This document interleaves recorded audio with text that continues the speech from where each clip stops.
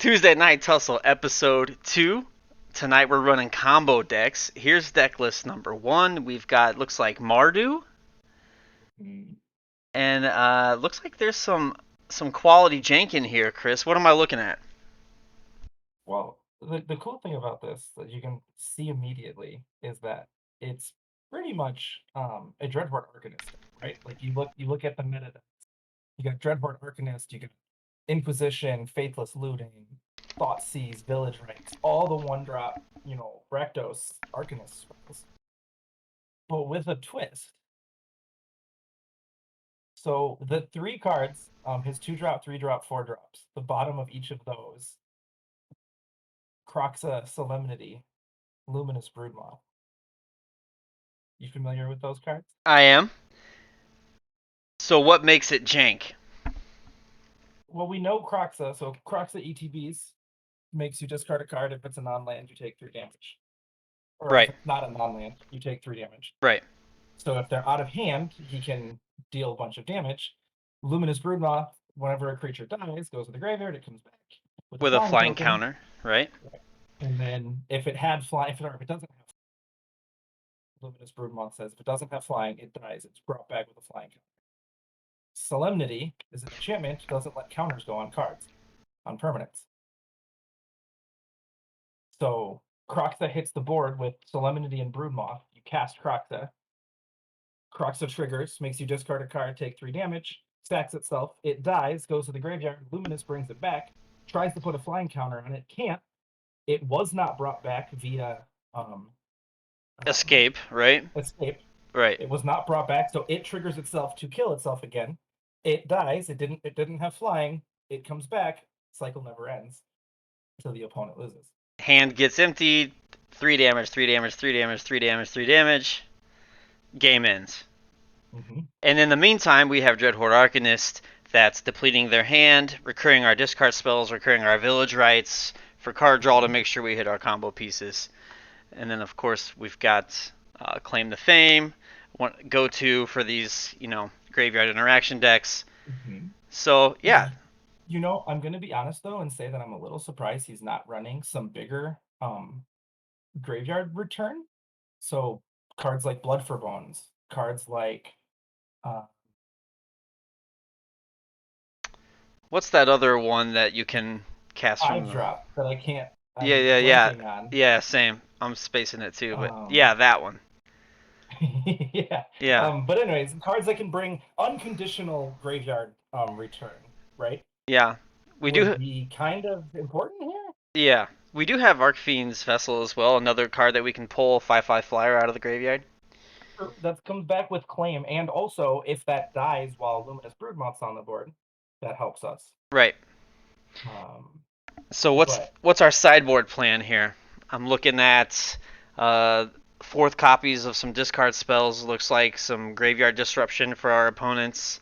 Removal, really.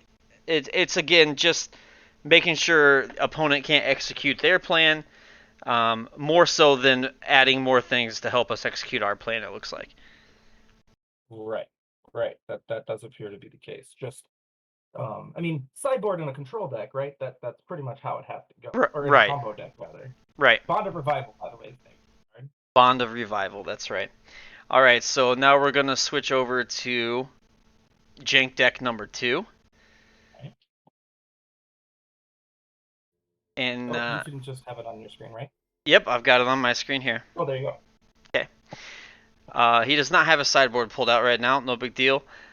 This looks like, looks like we got a Grapeshot deck here, Chris. It does. It does. Interesting, because as a combo player, I don't personally consider Storm to be a combo.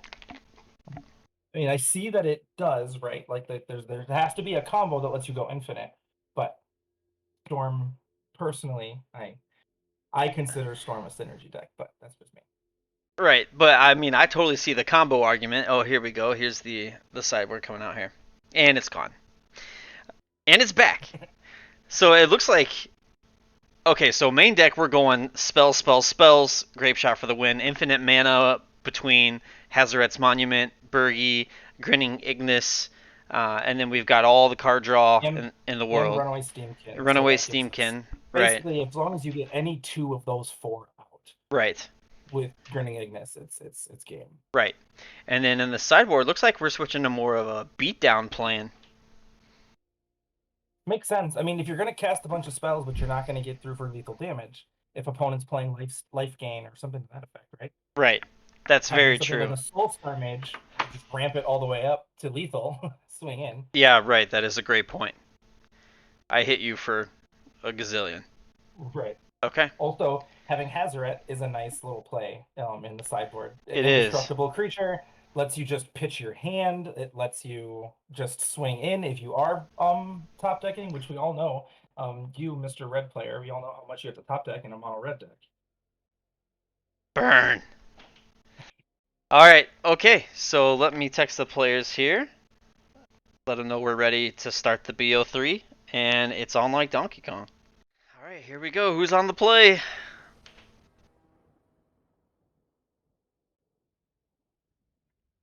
Looks like our mono red player on the play. That's where you want to be in the mono red deck. That's for sure.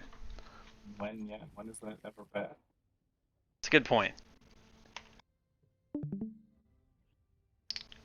Pretty solid opening hand. He has three of the pieces, or two of the pieces rather. It's a strong opening hand. I'm curious about not Faithless Looting to open.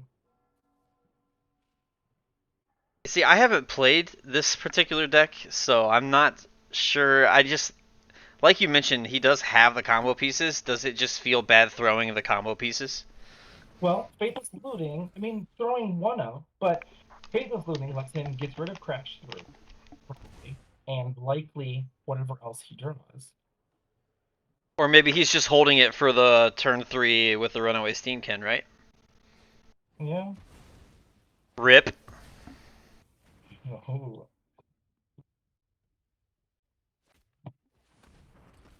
Oh, Oh, that's very that's that's a nice. turn 2 5/5. That is a solid opener. Yeah, now you have to Faithless Looting, right? Gotta dig. I Need the mean, land. there's a clock now. We don't need 3 Ooh. Hazoret monuments. I guess he sees black, isn't really afraid of getting his artifact getting destroyed. But I feel like I would have gotten rid of a Crash Through. Well, Because once Crash you use Through that is a as his combo, cantrip that, yeah, fuels the combo, right? Draws card. well, you don't need anything to fuel the combo. He needs Grinning Ignis and he can win the game. That is the only piece he's currently missing. So here comes Vergi, which is a big piece of the combo. Mhm. Now, even if he gets Ignis here, he can't go infinite. There's no situation that he can pop off right now.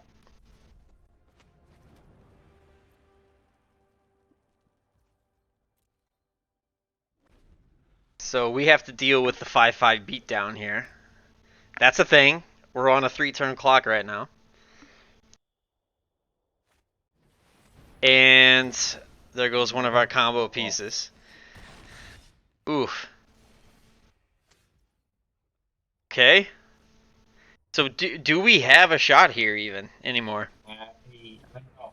Time's ticking. I almost feel like the Faithless Looting would have been a better play than the Hazoret's Monument. But maybe just getting it out there. Hmm. It's another loot spell. It He almost is. wants it as a creature. All He's on right. the back foot. We got Now the another funny turn thing here. is Wait, do we have he's another turn? We've got a Fame over there. that's still only 5, 6, eight. 7, 8. Okay, down to 1. But um at the moment, our opponent doesn't seem to be playing a combo deck. No, this is beatdown removals. Oh gosh. Okay, does he get the pieces? You know, the other thing that surprised Mardu player doesn't is any of the black search cards, right? Yeah, I mean,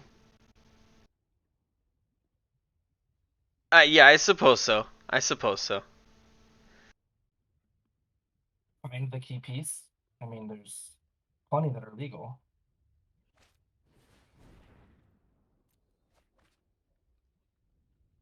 So can mono red top deck a win still? Like what does mono red need to still win this game? That really Virtue. hurts. That really hurts. Yeah.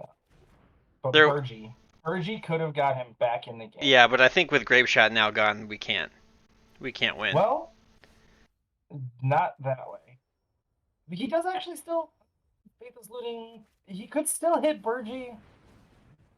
But he can only pay for Burgie, right? That's it. Because he plays one Um, land. Okay, we didn't hit what we needed though. you know. So we're gonna end up going the game 2 here.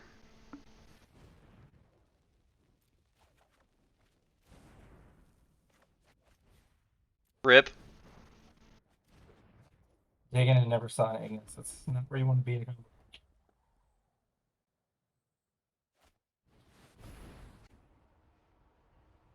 Yeah, mono red has to be like, I thought we were playing combo decks, right? Right.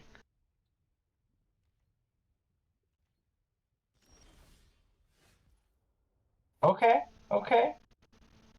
He's Oh, gonna be respectable. He's yeah, gonna yeah, try to yeah, get the combo. yeah. He let him go. He let him go. The sportsmanship, though. But it doesn't. It actually doesn't matter though, because all we have is faithless looting. Well, he can cast Merchant of the Veil, which is a loot spell. He can loot Faithless Looting. Right? He can pitch Faithless. No, all he has is Casting. he has to tap Okay. merch. Oh, he doesn't have to tap No. merchant. Okay. Casting that with Hazaret lets him discard and draw. Right? Okay, hold up, hold up. Oh man, we just are not hitting it. And we had the pieces, but they got discarded and killed and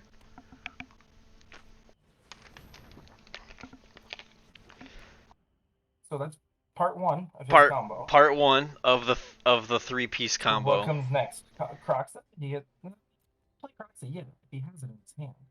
He still has to just fetch the other piece.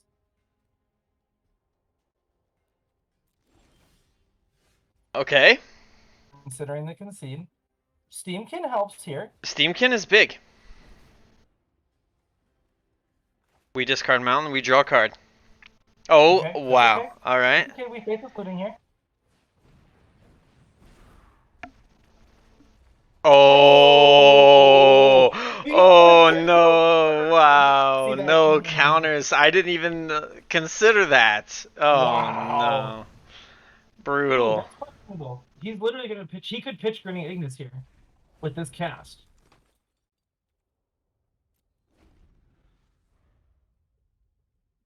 I can't Oh, believe. he elected not to draw. Okay. Okay, now he just needs Croxa, and the combo's complete. Oh, he's being a real dick about it though, huh? Alright, Well, is alright. he being a dick, or is he trying to win with the combo that he said he was going to win with, right? I mean, Right. it goes either ways. So do we watch this sideboard and then flip over? Yeah, let's watch the sideboard. I think he just wanted to show opponent that I do have Jank in the deck. I just didn't happen to draw it this game. Okay. Yeah. So how does mono red do this? How does mono red? I mean, it's just so much discard, right? Like, I mean, you got to put in a couple rolling vortex. It doesn't have to be 4, but it counters Croxa, right? right? Oh, no, it doesn't. Wait, Because you still cast mana to cast the spell. right? So actually, rolling vortex is not good. I thought that No. was the one that if you cast it not from your hand.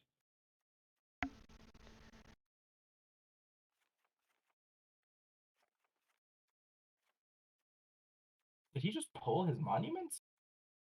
He did pull the monuments, actually. Yes. I think we're switching to beatdown. Could be. I'm hoping that was a misplay. I feel the monument is still No, good. he's coming for the beatdown now. Ooh, he pulled out Ignis too.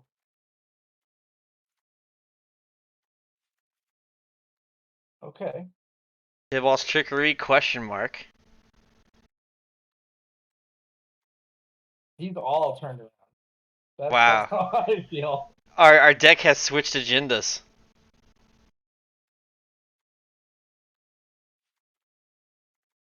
I mean, this has to catch opponent off guard. I mean, I guess, yeah. We've completely changed game plans. All right, let's switch over. Alright, switching to our Mardu player.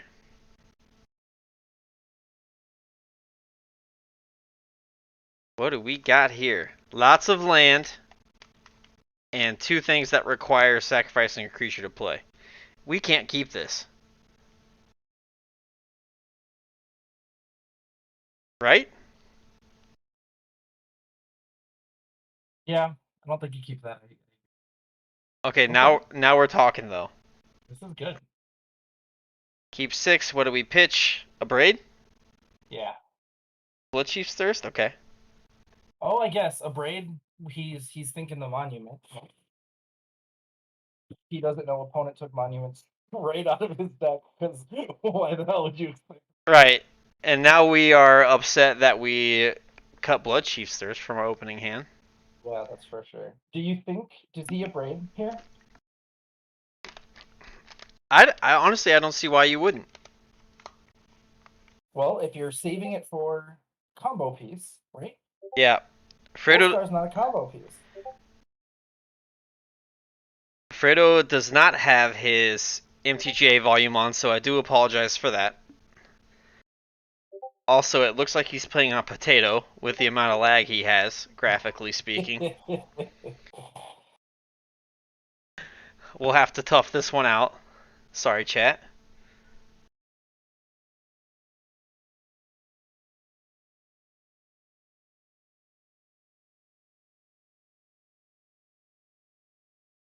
Alright. And the beatdown plane is on. Already down to one card in hand on the other side, and if we have a Mountain Hazoret coming up. Alright. Had to do that. Ooh, that's oh yeah.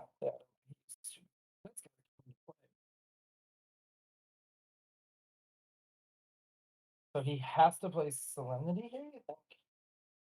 Next? Otherwise, the burn spells into our Broodmoth gives minus counters. Is that what we're worried about? Or do we just play the Broodmoth as a blocker? Broodmoth's actually not bad either. I'm just thinking, yeah, save your life total. Arcanist feels weird here. Looks like we want to draw cards. That doesn't draw cards. That kills a creature. Oh yeah. Right. I'm thinking Village Rites. Okay.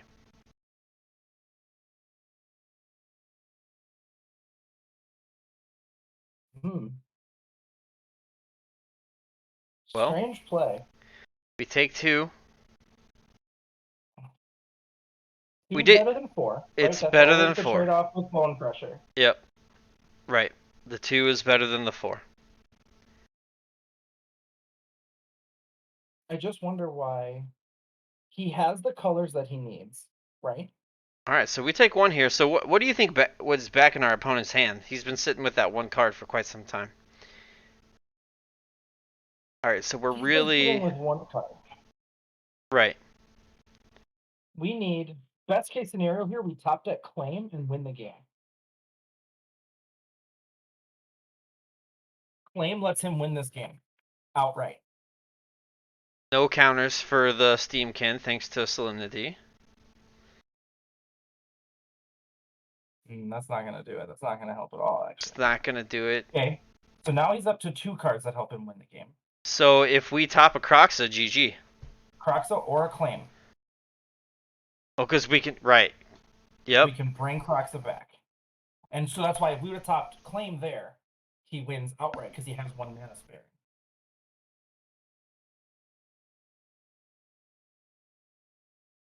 So he doesn't go infinite here.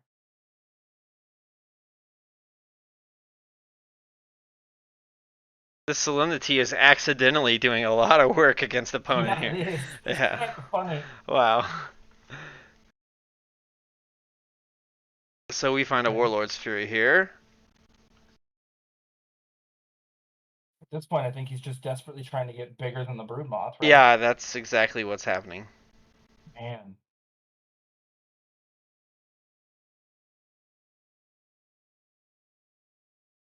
Did not find it. He can do it one more time. Unless he's keeping something in his hand that he doesn't want to get rid of. Where's one of those Hazarets we boarded in? We could use that right about now. Yeah, for sure. Maybe that's what it is. Apparently not. Wow, he pitched it. Oh, it was a Burgie. Bergie, He yeah. was saving it for the combo. Okay, he did get a Warlord, so he does get the swing in this turn. Alright, so he gets to smack in for 4 here, Uh-huh. which does cut our life total in half. Yep, yep. But knowing that he has to do it again. Thank you, Brian.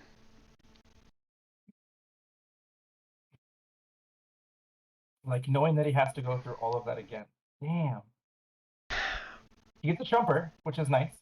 A Chumper with lifelink, too. It's that well, I mean, it's a big deal because he chumps it away and then gets a 5/5 in return, right? I think this is absolutely worth the Thoughtseize, in my opinion. You don't know what's in his hand. You pull whatever he kept. But It then, lets him not use the thing again. You get 2 life. If he swings over you, he's swinging all the way over you, right? yeah. He doesn't have trample. Oh, but then we're dead to a top deck Bone Crush Giant, right? That's a good point. But we have already seen 3 Bone Crush Giants this game, just so you know. They got what was it? Mountain. Style. All right, so we do get to gain a life back with our Archfiend's Yep. Vessel. Yep. Unless he taps Bone Crusher. This horn might actually win the game for opponent. Yeah. Oh How boy. awesome would top decking a Grapeshot feel right here, though? Oh, He could win that's with yep, Grapeshot. yep. You're right. You're right.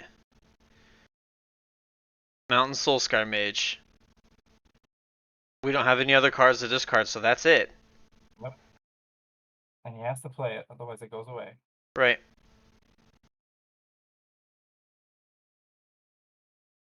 Can't swing this turn favorably. 2 cards that he can top. Oh, there it is. Okay, we're doing it. We're doing it. We're doing it. Oh, he gives it the GG before he does it. Oh Boom. man, this is awesome. I gotta see this. I gotta see this. Oh my gosh, rip. Rip, dude, I wish he wasn't playing on a potato. Oh my Yeah, it god, would look a dude. lot cooler, but man. That Well is dirty. done. He stalled out at 2 life. What a play. That is what a combo. Ugh. Dirtiness. Absolute dirtiness.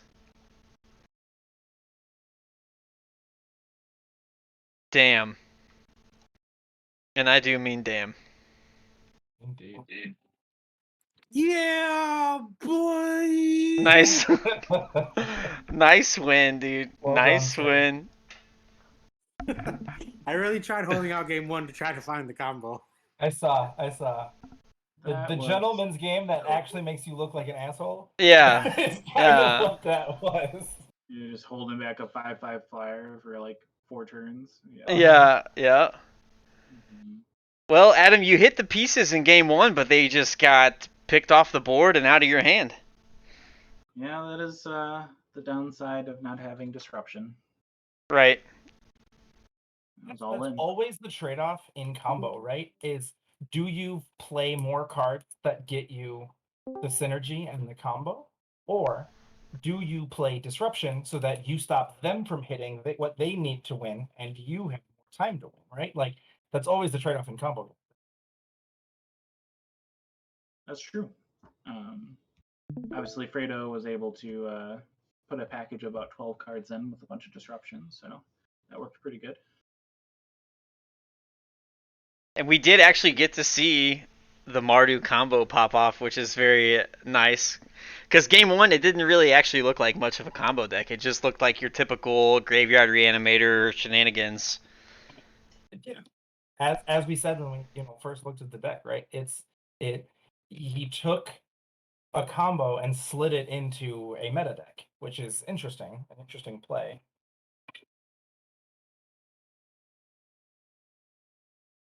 Yeah, I So- definitely like the Solemnity combo with Groxa. I mean, that's a pretty cool 2-card combo right there. Yeah, I thought it was very interesting how much work Solemnity unintentionally did to prevent you from popping. Yeah, Yeah. the incidental hate on my Steam Runaway Steamkin, yeah. was a blowout. I probably should have Uh-huh. sided those out in game 2 because of that anti-synergy. I mean, it's tough though because Runaway Steamkin's just like such a strong card in your deck. If your opponent doesn't draw Solemnity, that card could win you the game. And he has village rights for selection there, so his deck is actually pretty top deck dependent. So it's just a gamble that I ran. Sure. You did switch to the beatdown, which almost got you there. No. Yeah, game 2, I was planning on just putting him to the test, seeing that he had a kind of a slower setup.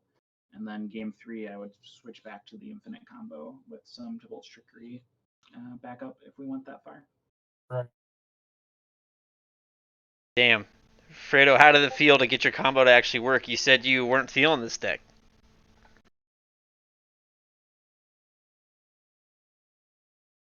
Okay. No voice. Cool story, bro. Good comment. All right. It felt great. I really liked it. I'm really good at Magic. I'm the best that's ever played. All right, Fredo. Thank you for the comment. And yeah, any wrapping it up comments from you, Adam, on your deck list or opponent's deck list or anything?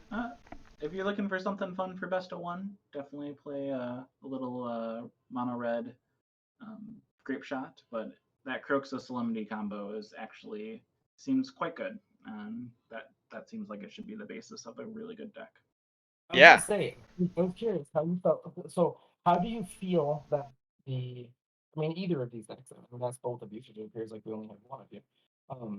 But how do you feel either of these decks line up, like, in the middle? Like, could Can they be anybody played hear on me? the left? Wait, is that Fredo? Is Fredo back? Yeah, it keeps cutting in and out. Oh, okay. Well, answer that question, Adam. That was a great question. That was a great question. I think the deck that I played is a little too close to red deck wins or goblins to really rise above other decks that are making the rounds. And a lot of people are prepared to play those decks, so it can go over the top more than red deck wins, but not quite as much as Muxus goes over the top. Sure. Whereas Fredo's deck is more unique. The interactions are naturally proactive.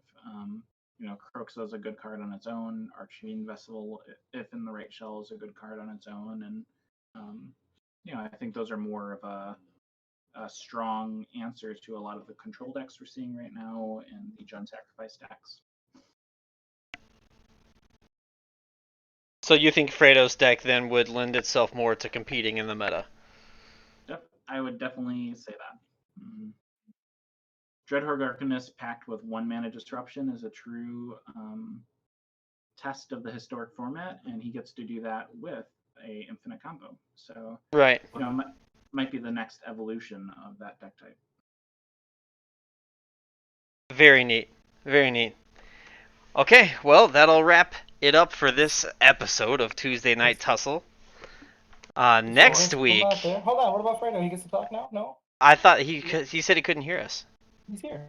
No, now I am. It just disconnected for some reason. But I can hear you. Oh, okay, all right. Well, what did I ask him before that when he couldn't hear? I can't remember. I said, how did it feel to actually pull off the combo? Yeah, that's what I said. Considering that I've been trying this combo for the better part of a week, and I've gone from Diamond Tier 1 game away from Tier 2, back down to Tier 4. Tonight's actually the first time I actually was able to pull off the combo. First game, I was just neither of the combos fired off, so I left the game. I left it open to try to, because we're supposed to be highlighting combos. I didn't just want to win being aggressive. So I Sure. try to like hold out. It got kind of ridiculous after 3, 4 turns, and I was sitting there thinking, should I just swing it and kill him? Right. I was like, but I wasn't quite sure if we really wanted to see the combo or not. I'm not sure if you guys saw my my hand. I was 1 card away from the combo, and I was just like, I just need one more card. No, we did not. We did not. We were watching Adam's hand in game 1. Right. We're Um, watching you dig relentlessly, though. yes, you were moving cards. Yeah. It's funny though because as you were setting up for that, if I top deck a Grinning Ingus there with the Grapeshot in hand, Right. an auto win for me. So Yeah, I don't know. I was really sitting on the Thoughtseize, and my thinking was, if I don't get the third part of my combo, I need to at least fill up my graveyard in the hopes of potentially being able to pull him out. Sure. And at the moment I actually played the Thoughtseize, I was like, that doesn't work because he'll stay out, and I can't have him stay out. Then I need to figure out how to kill him. Right. That's a good point.